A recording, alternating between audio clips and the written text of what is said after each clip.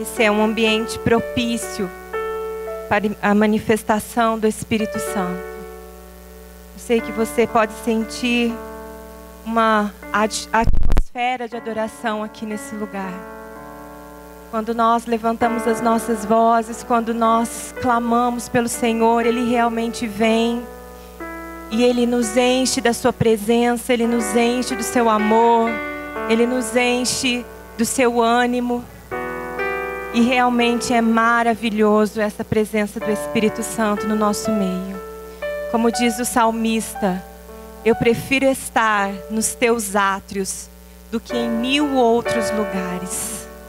O nosso prazer, o nosso anseio, o nosso desejo é pela presença do Senhor. E o momento do louvor é aquele momento onde nós oferecemos algo a Deus, onde nós cantamos, onde nós o adoramos, onde nós o bendizemos. E esse momento da palavra é quando Deus nos oferece algo. É quando Deus fala conosco através da sua palavra. Nós cremos que a Bíblia Sagrada é um livro totalmente inspirado pelo Senhor. E nós cremos que todas as vezes que nós meditamos na Bíblia, é o próprio Deus falando aos nossos corações. Então que nessa noite, nós possamos dizer assim como Samuel: fala, Senhor, que os teus servos te ouvem. Fala, Senhor, porque eu quero te ouvir. Que os teus ouvidos espirituais aí estejam bem abertos para ouvir a voz de Deus. Que nenhuma outra voz esteja falando aí ao seu coração. Que nenhum outro pensamento, que nenhuma outra preocupação esteja falando aos seus ouvidos. Mas que os nossos pensamentos estejam agora totalmente ligados para a palavra do Senhor. Amém? Abra sua Bíblia no livro de Romanos. Carta do apóstolo Paulo aos Romanos. Capítulo 8. Nós vamos ler dos versos 31 ao 39. Esse é um daqueles textos tremendos. É lógico que toda a Bíblia ela é maravilhosa. Nós, nos deliciamos, como diz no Salmo 119, Senhor, a tua palavra é como mel. A palavra do Senhor é poderosa, a palavra do Senhor nos enche. Mas existem alguns textos específicos que falam conosco de uma maneira tão pessoal, tão íntima, tão poderosa. E este é um desses textos maravilhosos, que quando nós lemos, nós nos sentimos motivados. Que quando nós meditamos nesse texto, a força do Senhor vem sobre nós. E esse é um daqueles textos animadores, onde nós vamos sair aqui da presença do Senhor cheios de Deus. E o inimigo que saia da nossa frente, senão nós vamos passar por cima, amém? Glória a Deus. Romanos 8, versos 31 ao 39, nós vamos lendo e meditando na palavra do Senhor. Aqui o primeiro verso, o apóstolo Paulo diz assim: que diremos, pois, diante destas coisas? Se Deus é por nós, quem será contra nós? Então aqui são algumas perguntas que o apóstolo Paulo vai fazendo, algumas perguntas retóricas, cujas as respostas são óbvias. E ele vai nos levando a pensar. Então quando ele diz aqui, diante dessas coisas, nós temos que pensar diante do quê? O que ele está falando aqui? Diante de tudo isso, à vista dessas coisas, aqui fala sobre o contexto, onde está inserido essa palavra. Paulo, no livro de Romanos, ele começa a falar sobre a ira de Deus que se manifesta sobre o pecado. Em Romanos 1, diz sobre isso, sobre a ira de Deus. E Paulo também está falando sobre uma guerra constante nas nossas vidas. A guerra da carne contra o espírito. A lei do espírito contra a lei do pecado. Então Paulo está dizendo, diante de tudo isso, diante dessa guerra que nós sabemos que existe, diante dessa guerra que diariamente nós travamos, a Bíblia diz assim, sobre o pendor do Espírito, aqueles que são de Deus pendem para as coisas do Espírito. Mas aqueles que não são de Deus, aqueles que ainda vivem na carne, pendem para as coisas carnais. Então existe aí uma milícia, uma guerra travada diariamente sobre as nossas vidas. Aquilo que eu quero fazer, eu não faço. Mas aquilo que eu não quero, eu estou sempre fazendo. E diante de tudo isso, o apóstolo Paulo pergunta assim: que diremos, pois, diante de tudo isso? Diante de tudo isso que nós passamos, de tudo isso que foi revelado, dessa guerra constante que há dentro de nós, entre o bem e o mal, entre a carne e o espírito, que diremos, pois? E aí ele diz: se Deus é por nós, quem será contra nós?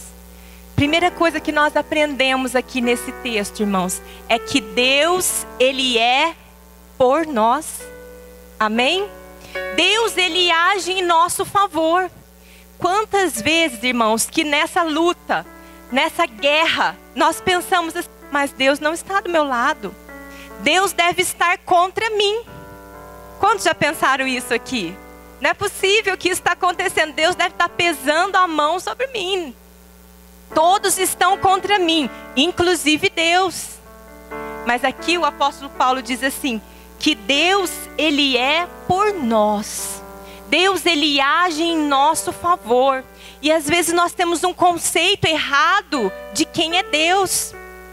Quantas vezes nós achamos que Deus é um Deus sanguinário, é um Deus que quer acabar conosco, é um Deus que está esperando o primeiro erro, a primeira falha para vir nos punir, para vir nos castigar, para pesar a mão dele sobre nós. Mas a Bíblia nos ensina que o nosso Deus é um Deus de amor. É um Deus que está do nosso lado, Ele não está contra nós. Existe, sim, uma classe que Deus se opõe. A Bíblia diz que Deus se opõe aos rebeldes. Deus se opõe ao pecado, Deus se opõe à iniquidade. Mas aqueles que estão em Cristo Jesus, esse é o primeiro versículo de Romanos 8. Nenhuma condenação há para os que estão em Cristo Jesus. Quantos estão em Cristo Jesus aqui essa noite? Glória a Deus. Aqueles que estão em Cristo Jesus são aqueles que realmente aceitaram o Senhor Jesus como o único e suficiente Salvador da sua vida. E desses, Deus está a favor. Deus, Ele é por nós. Deus, Ele luta por nós. Deus, Ele quer o nosso bem.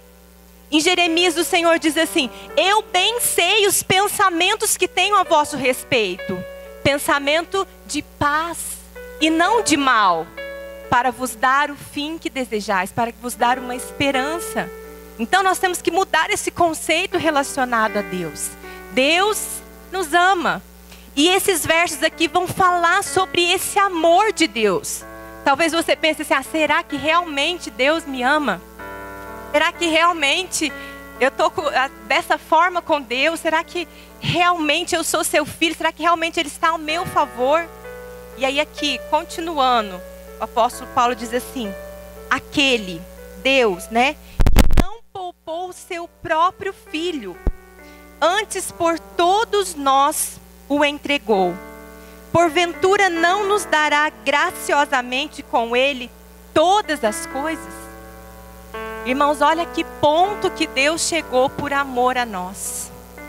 Aqui está dizendo que Ele não poupou o seu único filho, aquele a quem mais amava, aquele que estava com Ele desde a criação do mundo. Mas por amor a nós, Deus sacrificou o seu próprio filho. Que prova de amor é essa? Irmãos, uma das coisas que o inimigo mais usa contra as nossas vidas é colocar dúvida. Será? Será que você realmente é amado de Deus? Será que você realmente é filho de Deus? Eu posso me lembrar que quando Jesus foi tentado pelo inimigo, a primeira questão que o inimigo colocou para Jesus, qual foi? Se tu és filho de Deus. Ele colocou em dúvida a filiação de Jesus. Mas Jesus, Ele sabia quem Ele era. Jesus, ele tinha convicção de quem ele era. E nós precisamos ter essa convicção de quem nós somos em Cristo Jesus. Vocês lembram que antes de Jesus ser tentado, ali nas águas do batismo, quando Jesus foi batizado por João Batista, o Espírito do Senhor desceu e Deus disse lá dos céus: Tu és o meu filho amado, em quem me comprazo. Tu és o meu filho amado, em quem eu tenho prazer, em quem eu me deleito. Então Deus já havia colocado ali, imprimido no coração de Jesus quem ele era. Então quando o inimigo chegou, Deus já havia vindo antes, já tinha falado: Tu és o meu filho amado. Nós precisamos saber quem nós somos, qual é a nossa identidade em Cristo Jesus. Nós precisamos saber o que Jesus conquistou na cruz para nós. Porque algo aconteceu, bênçãos foram conquistadas para nós na cruz do Calvário, mas às vezes nós não tomamos posse. Nós nem sabemos que existem essas bênçãos, nós nem sabemos dessas promessas. E vivemos alheios, passando por tantas situações desnecessariamente, por não conhecer a palavra do Senhor, por não conhecer os propósitos de Deus. Então a primeira coisa que está dizendo aqui: Deus, ele é por você. Você é filho amado do Senhor. E aqui diz que ele entregou, aquele que entregou o seu próprio filho, como não nos dará as outras coisas? Se ele deu aquilo que ele tinha de mais precioso, agora o resto é de menos. Agora o que nós precisamos hoje é muito menos do que o maior sacrifício que ele já fez. E aí talvez você pense: então se ele não vai me negar nada, vou pedir um Camaro, né? Vou pedir uma mansão. Mas irmãos, Deus, ele vai nos dar aquilo que é necessário para que o propósito dele se cumpra nas nossas vidas. Amém? Não é assim: eu vou pedir então o que eu quiser, Deus vai... Não. É porque nós sabemos que nós somos criados para um propósito eterno. Cada um de nós aqui tem uma missão aqui nessa terra. Então Deus, ele não vai poupar nada, Deus não vai nos privar de nada que nos leve a viver o seu propósito aqui na terra. Então tudo que nós precisamos, tudo que nós necessitamos para que o propósito dele se cumpra, ele nos dará. Porque ele já nos deu aquilo que era de mais valioso, aquilo que era mais precioso para ele. Glória a Deus. No verso 32 diz assim: Quem intentará acusação contra os eleitos de Deus? É Deus quem os justifica. Quem nos acusará? Tem muitos, não tem, irmãos? Quantos acusadores que nós temos?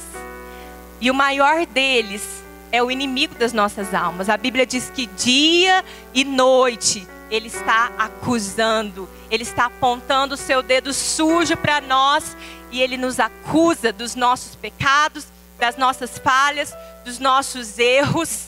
E ele diz: eu vi que você fez a semana passada, hein? Eu vi que você fez ontem à noite. E esse é o papel do acusador.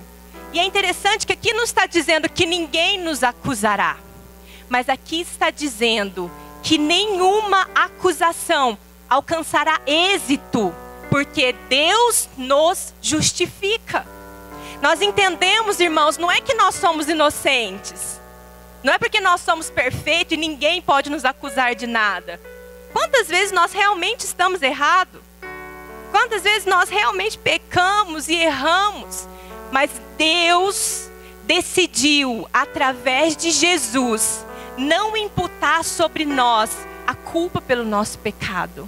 Deus decidiu, através de Jesus, nos perdoar das nossas culpas e dos nossos erros.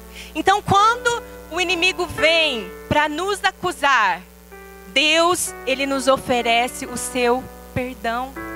Deus, ele nos oferece a sua graça. O que é graça? Favor imerecido de Deus para conosco. Nós merecíamos? Não. É mérito nosso? Não. Mas ainda assim, Ele nos amou. Ainda assim, Ele se entregou. Ainda assim, Ele se ofereceu como propiciação pelos nossos pecados. Aqui continuando no verso 34, então nós aprendemos que Deus, Ele nos justifica. Jesus é a nossa justificação. No verso 34 diz assim: quem os condenará? É Cristo quem morreu, ou antes quem ressuscitou, o qual está à direita de Deus e também intercede por nós.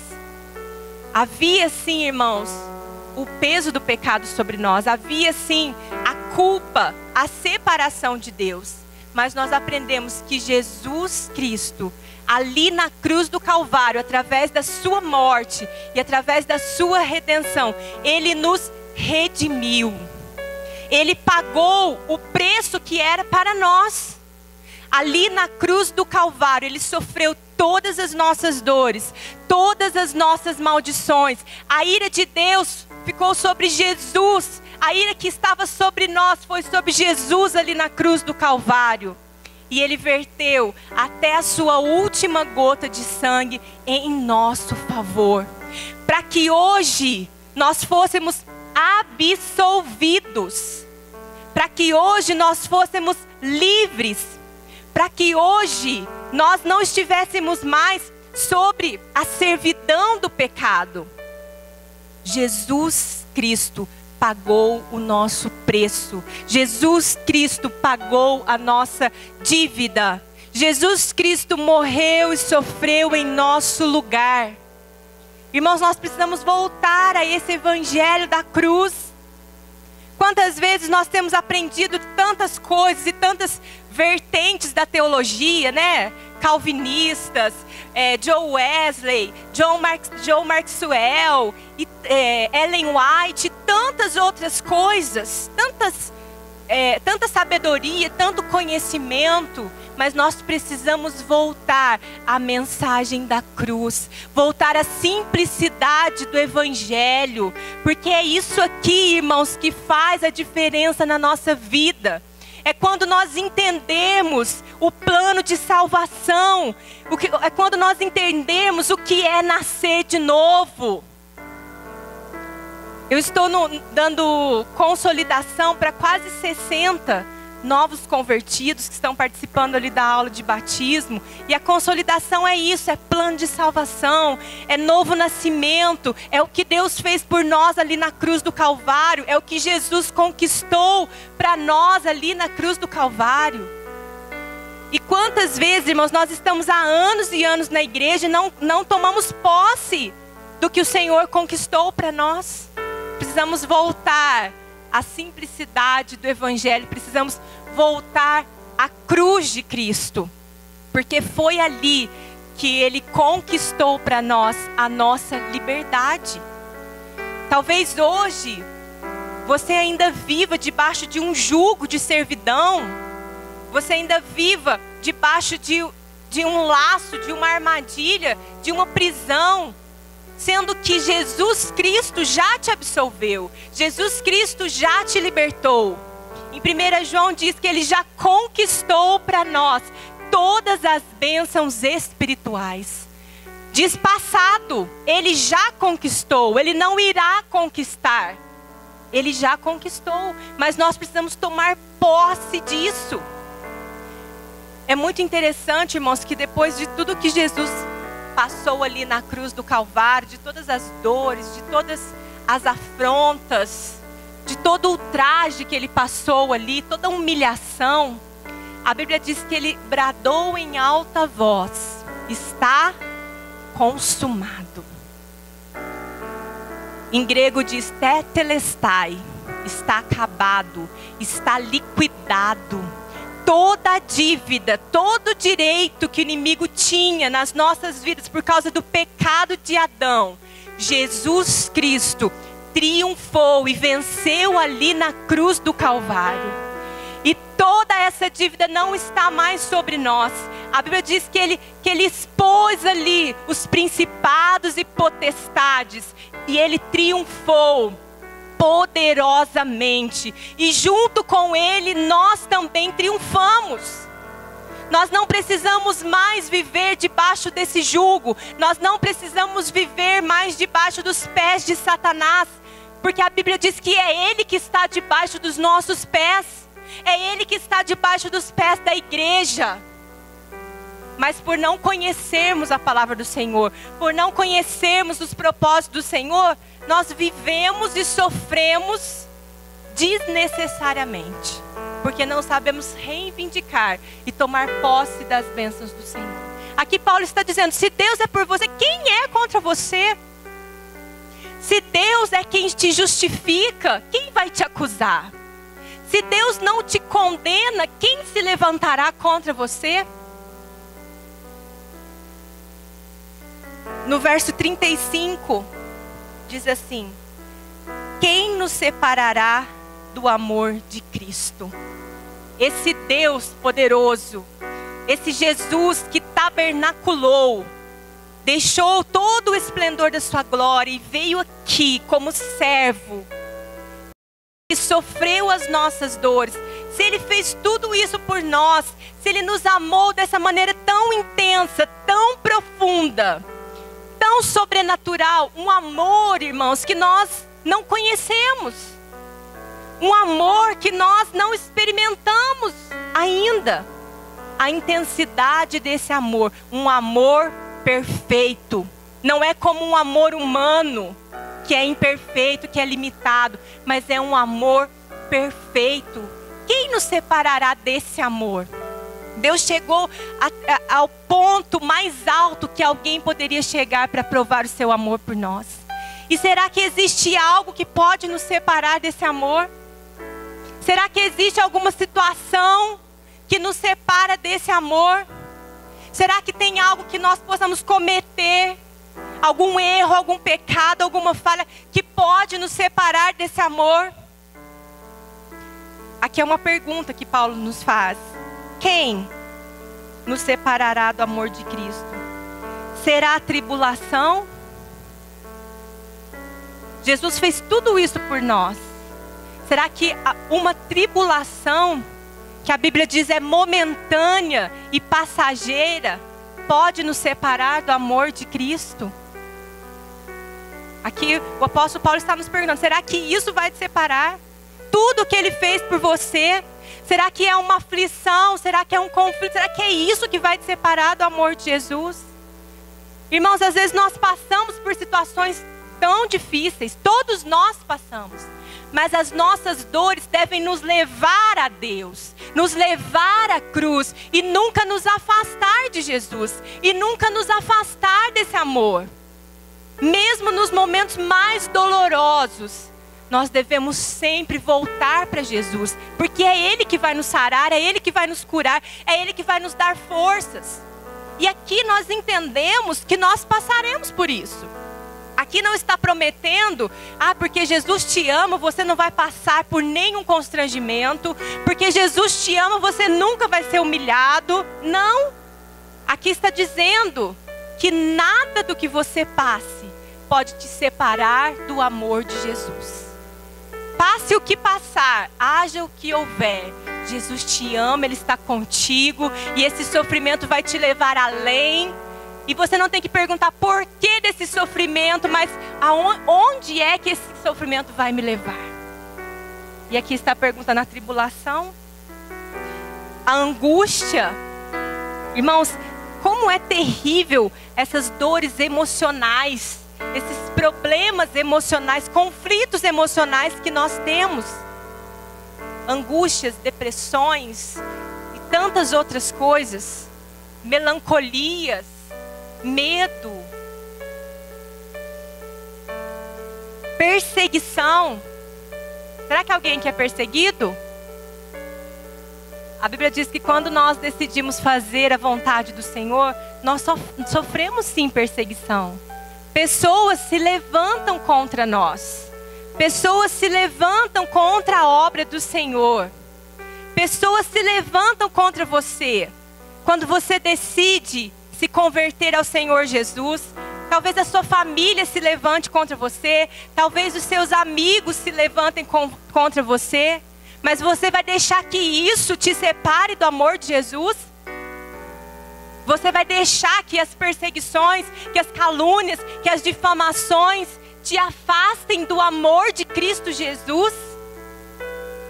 Eu quero te convidar essa noite a sair da superficialidade e amar de uma forma mais profunda, amar de uma forma mais intensa. Não é amar a Deus se Ele fizer tudo o que eu quiser e responder todas as minhas orações, se Ele me atender, se Ele... Não é amar a Deus quando... Mas é amar a Deus e ponto. Eu amo a Deus, não importa o que acontecer comigo, não importa o que eu tiver que passar, não importa se eu chorar, eu amo a Deus, se eu sorrir, eu amo a Deus, se eu sou pobre, eu amo a Deus, se eu estou rica, eu amo a Deus. Em toda e qualquer circunstância, nada pode nos separar do amor de Deus que está em Cristo Jesus, o nosso Senhor. Glória a Deus. Nem a tribulação, nem a angústia ou perseguição, ou fome, ou nudez, ou perigo, ou espada. Quando falamos aqui de fome, talvez nós não saibamos o que é isso. Mas vamos parar um pouquinho, olhar lá para a África, ou olhar para o norte do nosso país. Pessoas que passam fome, que passam privações, que passam escassez, mas ainda assim amam a Jesus. Porque amam a Jesus não por aquilo que Ele pode oferecer, não pelas suas mãos, mas amam a Jesus pela sua face, por aquilo que Ele é.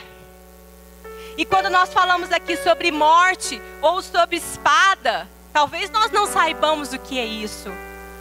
Mas nós vimos esses dias atrás aqueles cristãos que entregaram a sua vida por amor a Jesus, que foram degolados por amor a Jesus. Que fé é essa? Que fé é essa? Que amor é esse? Irmãos, quantas vezes por muito menos nós negamos a Jesus? Quantas vezes por coisas tão pequenas nós já queremos nos afastar de Jesus? Será que esse problema que você está passando pode te separar do amor de Jesus Cristo? Será que você vai desistir? Eu vou desistir porque não está dando certo, né? Não estou recebendo aquilo que eu esperava. Jesus, Ele já fez tudo o que Ele tinha para fazer por nós. Se Ele não fizer mais nada por nós, o mais importante, que é a salvação, Ele já conquistou a cada um de nós. Se Ele não nos der mais nada, nós já temos 1001 razões para louvá-lo e para engrandecer o seu nome. Os nossos conceitos, os nossos valores precisam ser transformados. Nós precisamos nascer de novo, irmãos. É isso que eu estou pregando lá para os novos irmãos, mas eu também preciso nascer de novo. Nós precisamos nascer outra vez, voltar ao primeiro amor. Como está escrito, verso 36. Por amor de ti, somos entregues à morte o dia todo. Fomos considerados como ovelhas para o matadouro. Vocês que conhecem a história da igreja primitiva sabem bem disso, né? Eles colocavam os cristãos e os leões ali para brigarem. Os leões devoravam os cristãos.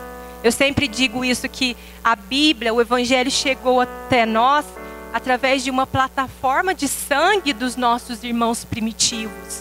Quantos mártires, quantas pessoas que doaram a sua vida para que a palavra chegasse até nós. E daqui para frente? Será que nós também vamos nos doar para que a palavra do Senhor chegue a outras gerações? Será que nós vamos negar a nossa própria vontade? Quando eu falo sobre a minha vontade, eu falo sobre aquilo que me agrada. Isso me agrada, então eu vou fazer. Isso me dá prazer, então é isso que eu quero. Isso é a vontade carnal do ser humano. Mas a Bíblia diz que nós devemos viver a vontade de Deus. Eu devo perguntar o que agrada a Deus. Será que isso agrada a Deus? Será que isso que eu estou fazendo agrada a Deus? Será que esse é o propósito do Senhor para mim? Será que esse caminho que eu estou seguindo agrada a Deus? Verso 37. Em todas essas coisas, porém, somos mais que vencedores por meio daquele que nos amou. Irmãos, é como eu vejo aqui esse versículo como se existisse um livro da nossa vida. E o apóstolo Paulo, através do Espírito Santo, vai lá no último capítulo e lê. E ela venceu e foi vitoriosa, está no céu com Jesus. Está gozando da alegria celestial, nas mansões celestiais. É isso que está dizendo, que a vitória é certa, que a vitória é nossa. Assim como um livro que nós lemos, assim como lá em casa eles gostam de assistir filme de ação, né? Então primeiro o protagonista apanha, não é? Para no final ele reagir e sair vencedor. Mas tem uns que ele apanha demais, você acha que não vai vencer, né? Não vai dar conta, vai morrer agora. E assim é a nossa vida, é um livro. A cada dia nós estamos escrevendo uma nova página.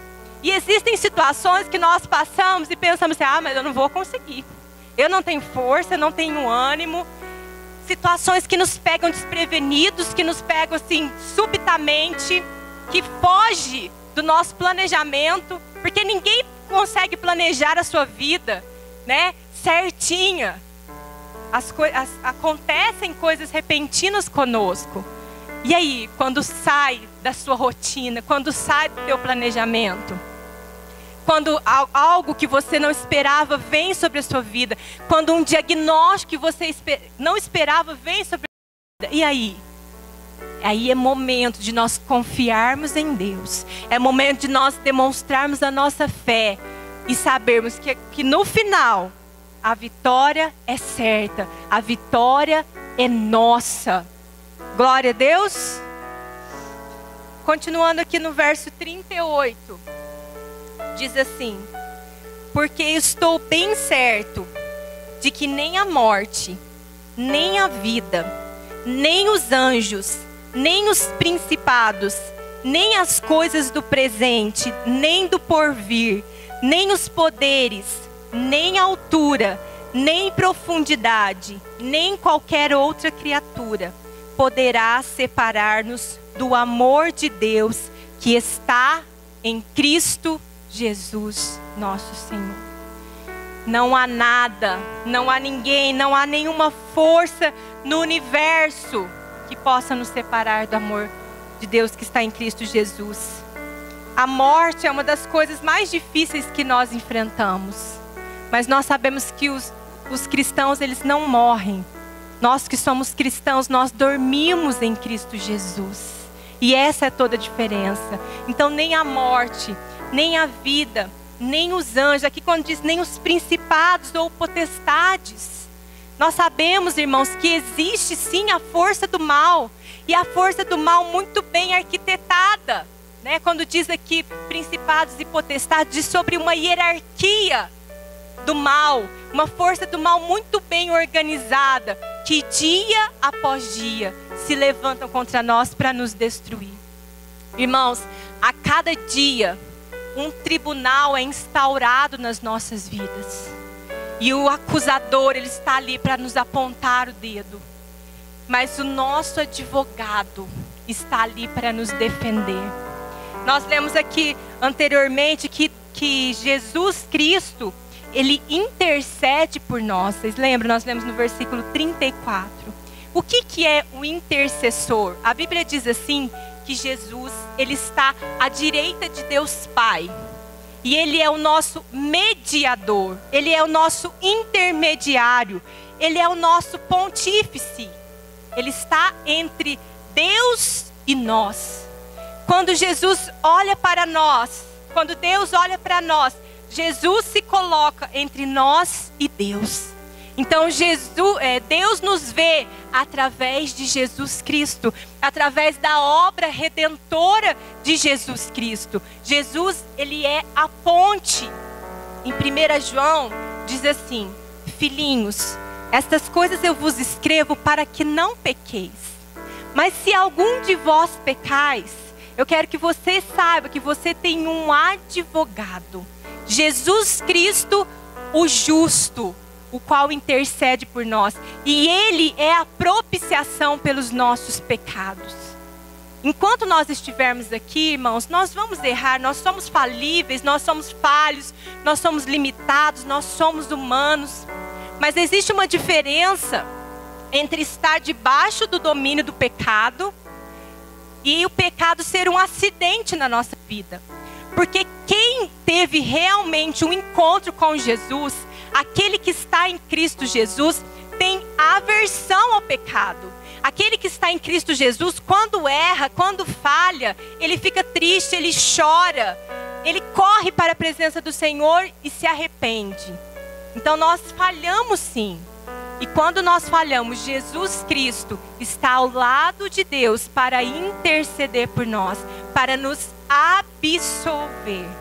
O sangue dele, a Bíblia diz que continua falando ao nosso favor.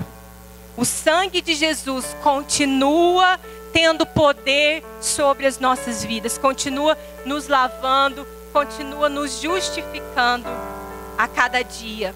Amém, irmãos? Então nós concluímos aqui que não é, aqui o apóstolo Paulo não está dizendo que haverá ausência de problemas, não está dizendo que haverá ausência de inimigos, ausência de dificuldades, mas ele está dizendo que se nós estivermos com Deus, se Deus estiver conosco, nada poderá nos resistir, nada poderá nos derrotar. Porque em Cristo Jesus nós somos mais do que vencedores. Amém? Vocês lembram quando Davi, ele foi confrontado ali com o gigante Golias? Golias era bem maior que Davi. Golias estava ali todo com sua armadura. Ele era um guerreiro. E quando nós olhamos para essa situação, vemos a pequenez de Davi e a superioridade daquele gigante. Pelos nossos olhos carnais, nós falamos, não há possibilidade de vitória. Não há possibilidade desse pastorzinho pequenininho vencer esse gigante grandão. Mas a diferença, que faz a diferença, irmãos, é se Jesus está conosco. É se Jesus está do nosso lado. E Davi, ele sabia quem ele era. Davi era um homem que tinha uma aliança com Deus. Era um homem que era circuncidado. E aí quando ele olhou para o gigante, ele perguntou: quem é esse filisteu incircunciso para afrontar o povo de Deus? Em outras palavras, esse homem não sabe quem é Deus, não conhece o Deus de Israel, não tem aliança com Deus. Quem ele pensa que é para afrontar o Deus de Israel? Eu sei que gigantes se levantam na nossa vida. E às vezes nós olhamos, eles são maiores do que nós. Na nossa força, na nossa capacidade, nós nunca o venceríamos. Mas será que esse gigante, ele vai vencer o Deus que é ao teu favor?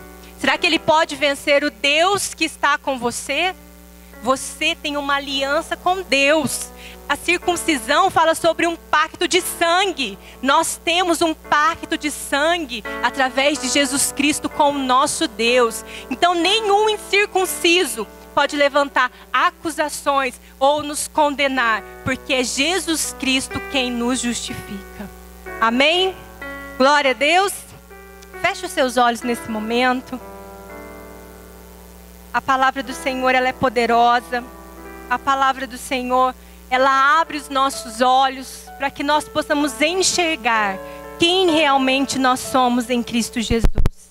Não deixe que as acusações do inimigo te subestimem, te coloque para baixo e diga que você não tem valor algum, que você não é ninguém. Porque nessa noite, o Espírito Santo falou ao seu coração que Deus é a teu favor, que Deus é por você, que você é filho amado e que Jesus conquistou ali na cruz do Calvário privilégios para você, bênçãos celestiais para a sua vida. Senhor, em nome de Jesus, nós nos colocamos na tua presença. Nós te louvamos pela tua palavra, Senhor. E o meu desejo é que essa palavra seja imprimida nos nossos corações. Que nos momentos de desânimos, que nos momentos de amargura, de frustrações, nós possamos lembrar, ó Deus, dessa palavra. Que nos momentos de acusações, ó Pai, nós possamos lembrar que é o Senhor que nos justifica. Que nos momentos onde formos confrontados, nós possamos lembrar que o Senhor peleja por nós e que nós não estamos sozinhos.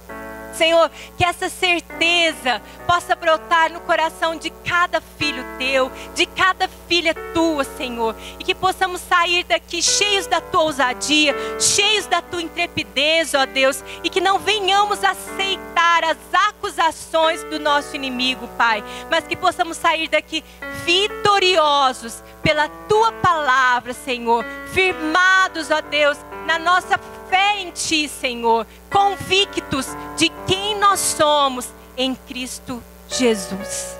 Amém? Glória a Deus. Vamos aplaudir o Senhor pela sua palavra. Glória a Deus.